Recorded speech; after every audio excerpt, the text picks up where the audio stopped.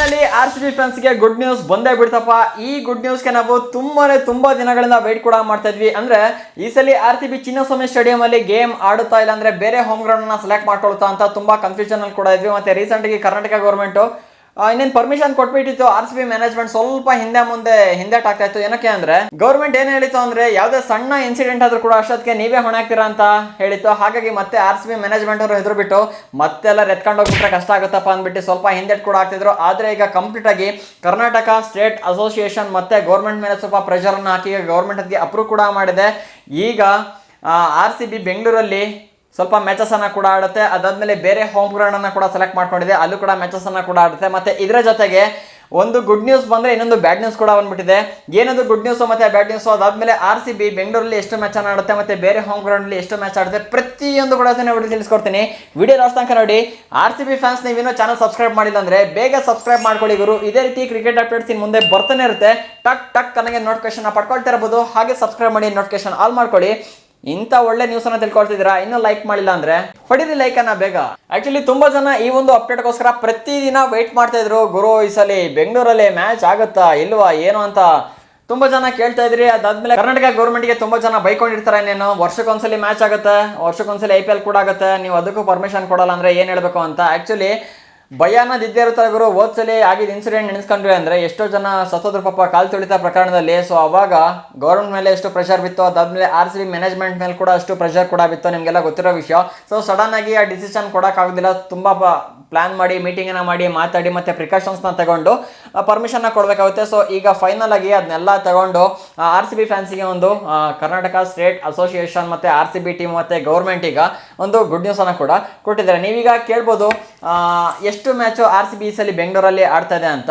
ಈ ಸಲ ಟೋಟಲ್ ಆಗಿ RCB ಬೆಂಗಳೂರಲ್ಲಿ 5 ಮ್ಯಾಚ್ ಕೂಡ ಆಡ್ತದೆ. ಮತ್ತೆ ಇದರಲ್ಲಿ ಇನ್ನೊಂದೇ ನಮಗೆ ಗುಡ್ ನ್ಯೂಸ್ ಅಂದ್ರೆ ಮ್ಯಾಚ್ ಈ ಸಲ ಉದ್ಘಾಟನೆ ಮಾಡ್ತಿರೋರು ಕೂಡ ನಾವೇ. ಅಂದ್ರೆ ಸ್ಟಾರ್ಟಿಂಗ್ ಫಸ್ಟ್ ಮ್ಯಾಚ್ ಆಗ್ತಿರೋದು ಬೆಂಗಳೂರಲ್ಲೇ ನಡೀತಿದೆ. ಅದಾದ್ಮೇಲೆ ಪ್ಲೇ ಆಫ್ ಕೂಡ ಬೆಂಗಳೂರು ಚಿನ್ನಸ್ವಾಮಿ ಸ್ಟೇಡಿಯಂ ಅಲ್ಲಿ ಆಗುತ್ತೆ. ಅದಾದ್ಮೇಲೆ ಮ್ಯಾಚ್ ನ ಎಂಡ್ ಮಾಡ್ತಾ ಇರೋರು ಕೂಡ ನಾವೇ. ಅಲ್ಲಿ ನೋಡಿ ಹೆಂಗಿದೆ, ಫುಲ್ ಒಂಥರ IPL ನಾವೇ ಒಂಥರ ಹೋಸ್ಟ್ ಮಾಡ್ದಂಗೆ ಆಗ್ತಾ ಇದೆ. ಸ್ಟಾರ್ಟಿಂಗ್ ಓಪನ್ ಮಾಡೋರು ನಾವೇ, ಪ್ಲೇ ಆಫ್ ಕೂಡ ನಡೀತಾ ಇದೆ, ಅದಾದ್ಮೇಲೆ ಲಾಸ್ಟಿಗೆ ಫೈನಲ್ ಕೂಡ ಇಲ್ಲೇ ನಡೀತಾ ಇದೆ.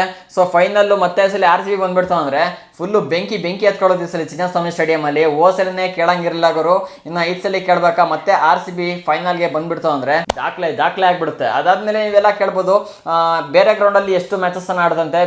ಬೇರೆ ಹೋಮ್ ಗ್ರೌಂಡ್ ಅಲ್ಲಿ 2 ಮ್ಯಾಚಸ್ ಅನ್ನ ಕೂಡ ಆಡುತ್ತೆ. ಇನ್ನು ಟೋಟಲ್ ಅಂದ್ರೆ ಎಲ್ಲಾ ಮ್ಯಾಚಸ್ ಕೂಡ ಇನ್ನು 5 ಮ್ಯಾಚು ಬೆಂಗಳೂರಲ್ಲಿ ಆಡುತ್ತೆ. ಇನ್ನು ಬೇರೆ ಸ್ಟೇಡಿಯಂ ಅಲ್ಲಿ ಯಾವ ಸ್ಟೇಡಿಯಂ ಸೆಲೆಕ್ಟ್ ಮಾಡ್ಕೊಂಡಿದೆ ಅಂದ್ರೆ ರಾಯ್ಪುರ ಸ್ಟೇಡಿಯಂ ಅನ್ನ ಸೆಲೆಕ್ಟ್ ಕೂಡ ಮಾಡ್ಕೊಂಡಿರುವಂತದ್ದು. ಆ ರಾಯ್ಪುರ ಸ್ಟೇಡಿಯಂ ಅಲ್ಲಿ 2 ಮ್ಯಾಚ್ ಅನ್ನ RCB ಇಲ್ಲಿ ಆಡುತ್ತೆ.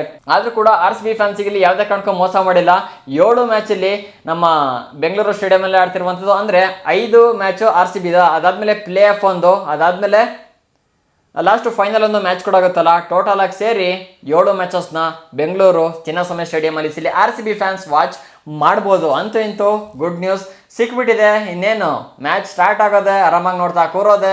ಅದಾದ್ಮೇಲೆ ನೀವು ಕೇಳ್ಬೋದು ಗುರು ಗುಡ್ ನ್ಯೂಸ್ ಕೇಳಾಯ್ತು, ಇನ್ನ ಬ್ಯಾಡ್ ನ್ಯೂಸ್ ಏನಂತ ಹೇಳಿಲ್ಲ ಅಂತ ನೀವು ಕೇಳ್ಬೋದು. ಏನಂದ್ರೆ ಈ ಸಲ ಕೇವಲ 30,000 ರಿಂದ 35,000 ಜನಕ್ಕಷ್ಟೇ ಸ್ಟೇಡಿಯಂ ಅಲ್ಲಿ ಕೂರಕ್ಕೆ ಅವಕಾಶ ಕೊಡ್ತಿರುವಂತದ್ದು. ಅಂದ್ರೆ ಈ ಸ್ಟೇಡಿಯಂ ಇರೋದೇ ಸುಮಾರು ನಂಗೆ ಗೊತ್ತಿರಂಗೆ 40,000 ಏನೋ ಸೀಟ್ ಇದೆ ಅಂತ ಕೇಳ್ಪಟ್ಟೆ. ಸೊ 5,000 ಸೀಟನ್ನ ಹಾಗೆ ಪೆಂಡಿಂಗ್ ಬಿಡ್ತಾರೆ. ಏನಕ್ಕೆ ಅಂದ್ರೆ ಜನ ತುಂಬಾ ಕ್ರೌಡ್ ಆದ್ರು ಅಂದ್ರೆ ಮೇಂಟೈನ್ ಮಾಡಕ್ ಕಷ್ಟ ಆಗುತ್ತೆ ಅಂದ್ಬಿಟ್ಟು ಕೇವಲ 30,000 ರಿಂದ 35,000 ಮಾತ್ರ ಟಿಕೆಟ್ ಸೋಲ್ಡ್ ಮಾಡಕ್ ಅಂದ್ರೆ ಸೇಲ್ ಮಾಡ್ತಾರಂತೆ. ಇನ್ನು 5,000 ಟಿಕೆಟ್ ಅನ್ನ ಯಾವ್ದೇ ಕಾರಣಕ್ಕೂ ಸೇಲ್ ಮಾಡೋದಿಲ್ಲ. ಹಾಗಾಗಿ ಅದೊಂದು ಬ್ಯಾಡ್ ನ್ಯೂಸ್. ಬಟ್ ನಮಗಿದ್ದೇನು ಬ್ಯಾಡ್ ನ್ಯೂಸ್ ಅನ್ಸಲ್ಲ.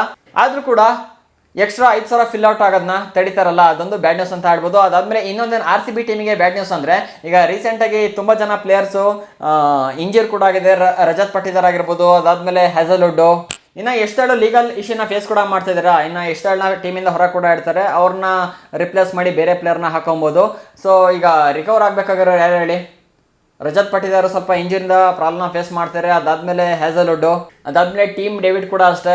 ಲಾಸ್ಟ್ ಅದು ಬಿಗ್ ಬ್ಯಾಶ್ ಆಡ್ಬೇಕಾರೆ ಏನೋ ಕಾಲಿಗೆ ಏಟಾಗ್ಬಿಡ್ತು ಅಂತ ಅವರು ಕೂಡ ಅಷ್ಟೇ ಸ್ವಲ್ಪ ಇಂಜುರಿ ಕೂಡ ಆಗಿದ್ದಾರೆ. ಸೊ ಇವರೆಲ್ಲ ಸ್ವಲ್ಪ ಚೇತರಿಸ್ಕೊಂಡು ಬಂದ್ಬಿಟ್ರು ಅಂದ್ರೆ ಈ ಸಲ ಕೂಡ RCB ಇನ್ನೊಂದು ಕಪ್ ಹೊಡೆಯೋದ್ರಲ್ಲಿ ಡೌಟ್ ಇಲ್ಲ.